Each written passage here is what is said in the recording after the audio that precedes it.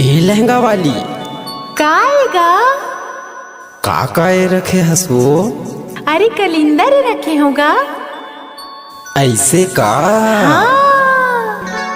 तोर ललका लहंगा ला उठाई देना वो ए गोरी। क्या है राजा? तोर ललका लहंगा ला उठाई देना वो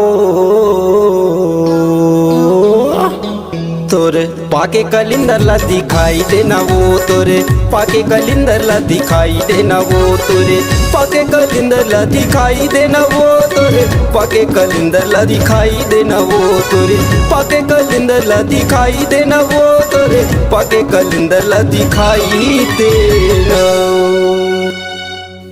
तोर नैन के जुल्फला हटाई देना वो ए गोरी। क्या है राजा? तोरे पाके कलिंदर ला दिखाई देना वो तोरे पाके कलिंदर ला दिखाई देना वो।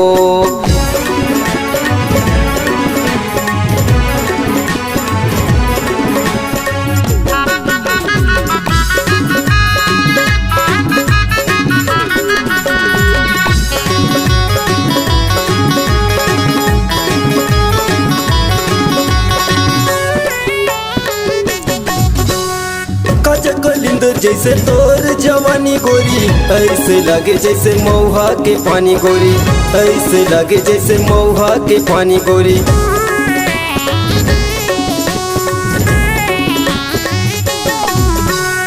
चुलबुला छमिया मस्त जवानी गोरी ऊपर से नीचे तोरे टपकाते पानी गोरी ऊपर से नीचे तोरे टपकाते पानी।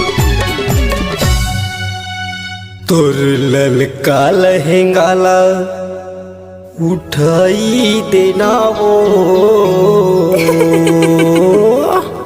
तोरे पाके कलिंदर ला दिखाई देना वो तोरे पाके कलिंदर ला दिखाई देना वो।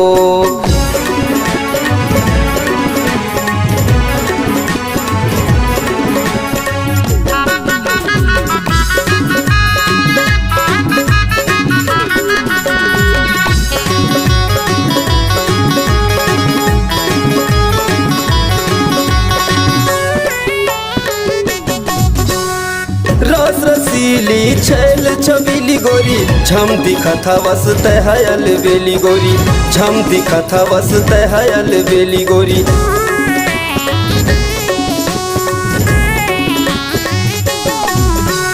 पतर पतर कनिहा उम्र तो 16 तब है तो कहो गोरी तरगे मोर चोला तब है तो कहो गोरी तरगे मोर चोला। तोर ललका लहंगा ला उठाई देना वो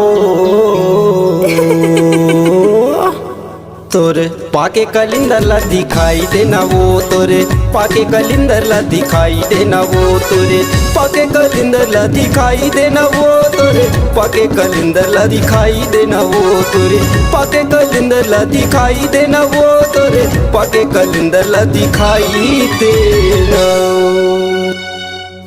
तोर नैन के जुल्फला हटाई देना वो ए गोरी। क्या है राजा? तोरे पाके कलिंदर ला दिखाई देना वो तोरे पाके कलिंदर ला दिखाई देना वो तोरे पाके कलिंदर ला दिखाई देना वो तोरे पाके कलिंदर ला दिखाई देना वो तोरे पाके कलिंदर ला दिखाई देना वो तोरे पाके कलिंदर ला दिखाई देना वो।